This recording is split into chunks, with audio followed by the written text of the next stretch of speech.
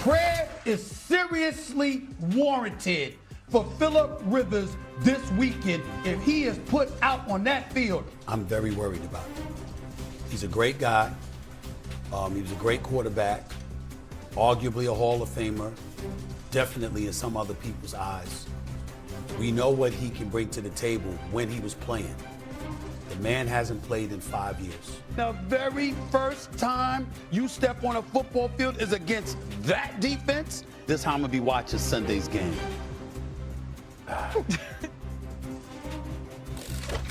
Well, Stephen A. was worried for Phillip Rivers' health last week, but the 44-year-old made it through unscathed, and he nearly upset the Seahawks in his first game back in almost 5 years. Rivers threw a touchdown and set up his team for the go-ahead field goal with under a minute left. But it wasn't enough as the Seahawks responded with their own field goal to win 18-16. Here's Phillip Rivers after the game. Grateful.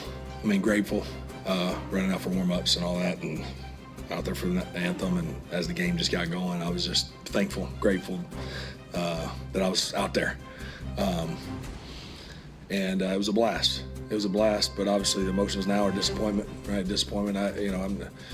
This isn't about me. We got a team that was scrapping like crazy to try to stay alive and get in the postseason. So obviously we're all disappointed. Came up just short. Damian Woody is joining us here in studio, but we've got to go to Stephen A., the guy who was worried about Phillip Rivers on Friday. So Stephen A., are the Colts owed an apology after Phillip Rivers' performance? Yes, they are, by me. I don't know about anybody else, but I'm a grown-ass man, and I'm going to be fair-minded. And I definitely owe the Indianapolis Colts an apology. I'm going to stand right up here in national television. I'm saying I'm not joking. I'm dead serious. I was scared to death for Phillip Rivers. I was scared to death. I'm like, wait a minute. Do you know yesterday marked 1,800 days since the last NFL game that he played? 1,800 days. 5 years, okay? I'm sitting there looking at it, and I'm like, oh, my God. He ain't played in 5 years. He's 44 years of age. He was a stationary target. He sure can't move now. And he going up against Seattle? What the hell are the Colts doing? This is criminal. Criminal. That's how I felt about it, okay? And then Quentin Nelson and that crew. And I'm looking up these names right now with Travis, with Jalen Travis, with Matt Gonclaves, with Tanner Bartolini, Bernard Raymond. I'm looking at these brothers. They protected this man. He got hit 4 times the entire game. And Steichen, give him credit because they got the ball out of his hands relatively quickly. 16 of his 18 passes were for under 10 yards. Got rid of the ball real quick. Only threw for 87 yards in those situations. Only attempted, throwing beyond 10 yards about 7 or 8 times. But damn it, he was barely touched. And that offensive line did its job. And then I went back and I looked and I was like, damn, they have only given up 24 sacks the entire damn year. That offensive line does know how to protect its quarterbacks. And the Indianapolis Colts obviously knew they had a stout offensive line that was capable of playing at an elite level and protecting the quarterback. And that's exactly what they did. Again, it was a collective effort because Phillip Rivers is pretty damn smart. He's been around for a long time. Steichen, who he's very familiar with, pretty damn smart. You got to remember Phillip Rivers' son, Gunner, who he was coaching in high school, he was running the same offense that they said they'd be running with the Colts and stuff like that. So he was familiar with the offense. All of those things come into play. But that offensive line protected that man all afternoon long. And obviously the Colts saw that a hell of a lot better than me and most people, because I ain't gonna front. I was scared to death for Phillip Rivers. Everybody was talking about, can he take him to the playoffs? I was like, can he get out of Sunday? Can he survive? Is he not going to be carted off the field?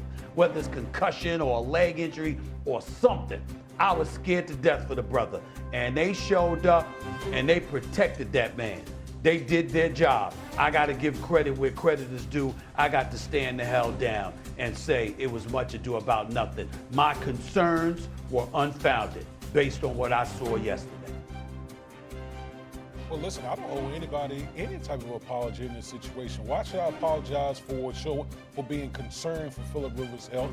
Why should I apologize for being skeptical about someone who hasn't played in 5 years? Stepping back into the National Football League. Like, my whole thing when it came to Phillip Rivers, initially I thought it was disrespectful. And from the simple fact of being disrespectful as far as You're talking about the best of the best in the world. And to think that someone who's been on the couch for 5 years to step back into this game at 44 years old and come back and play in a critical game on the road against that Seattle Seahawks defense. Now, what I will do today is I will give Phillip Rivers a round of applause, because Phillip Rivers, my man, like, I was proud to watch you play. You know, like, Phillip Rivers moved around pretty good out there.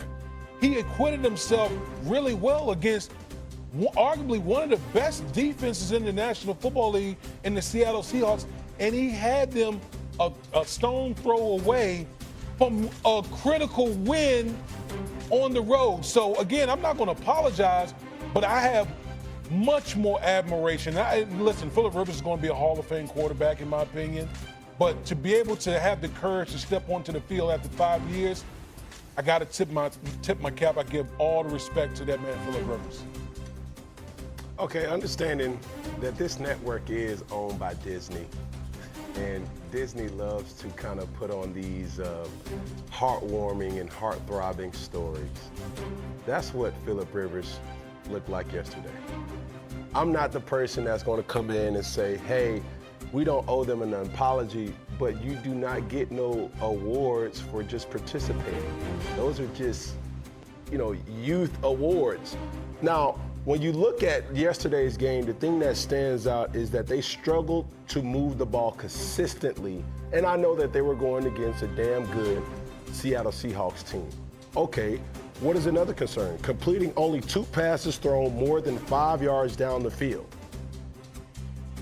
So when you start to say, is somebody owed an award? Is somebody owed an apology? Somebody is owed an explanation of what's going to be the remedy moving forward.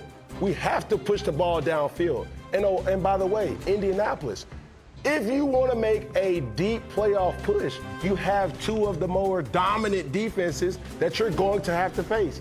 That's the Texans and that's the Broncos. Those teams are not going to give you any type of success by merely relying on Jonathan Taylor just to run the football. And just to throw drag, slant, check down. It doesn't work like that. So for me, I was looking at a different lens where everybody would say, oh my God, he's going to get killed. No. It was more or less to say, what is the strategy behind putting Phillip Rivers under center when now teams who are scouting you now understand that they don't have the ability to push the ball past 20 yards. And those are the things that if we're going to have any type of playoff run, we need to attack the defenses in many different phases and formats. And I don't see that being done in Indianapolis. Damian, forgive Cam Newton's ignorance. Forgive his ignorance. America, forgive him.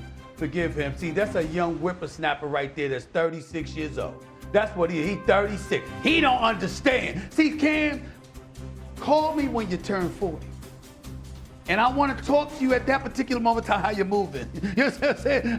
When you get up in the morning, you know what I'm saying? It's a little bit rough. See, the physical specimen that you are, you lack a certain, I'm going to call you out here because you walk around. You one of those dudes.